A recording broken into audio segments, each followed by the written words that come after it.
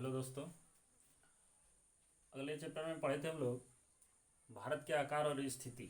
उसके बाद हम लोग पढ़ेंगे भारत तथा विश्व क्या है, इसके बारे में थोड़ा जान लेते हैं। भारत जो है एशिया महाद्वीप के पूर्व और पश्चिम के बीच में है। भारत कहाँ है, किस किस द्वीप के बीच में है? एशिया महाद्वीप के बीच और पूर्व और पश्चिम के बीच में स्थित है भारत। हिंद महासागर पश्चिमी देशों को पूर्वी एशियाई देशों से मिलाता है। हिंद महासागर क्या करता है? पश्चिमी देशों को पूर्वी एशियाई देशों से क्या करता है? मिलाता है। हिंद महासागर में भारत की तटरेखा सबसे लंबी है और हिंद महासागर में भारत की सबसे लंबी तटरेखा है, इसीलिए इसे हिंद महासागर कहा जाता है। भारत का विश्व के देशों के साथ संपर्क युगों पुराना और अनेक यात्री प्राचीन काल में भारत आए थे। संपर्क कैसे बना भारत का दूसरे देश से?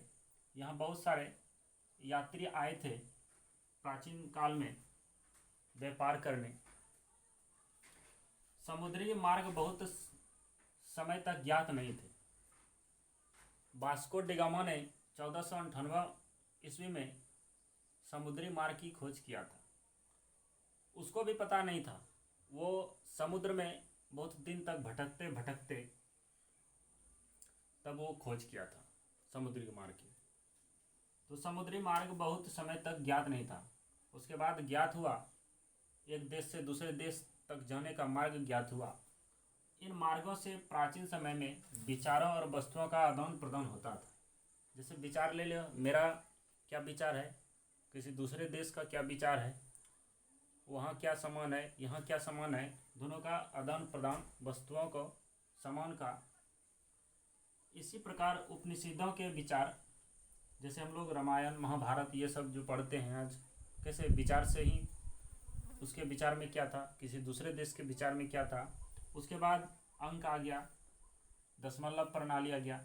जैसे शून्य का आविष्कार आर्यभट्ट ने किया था, तो हमारा ये तो आविष्कार भारत में हुआ था, लेकिन दूसरे देश ये कैसे जाना? तो ये समुद्री मार्ग के ही माध्यम से जाना। इसी प्रकार उपनिषदों के विचार, रामायण, अंक एवं दशमलव प्रणाली संसार के विभिन्न भागों तक पहुँचे। उसके बाद मसाले, कपड़े एवं भारत के अन्य सामान व्यापार के लिए ले जाया जाने लगे।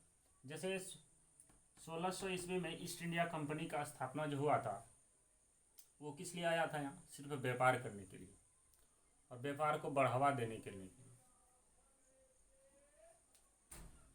और उसी के माध्यम से हमारे व्यापार एक देश से दूसरे देश तक जाने लगा। मसाले, कपड़े एवं भारत के अन्य सामान व्यापार के लिए जाए जाने लगे।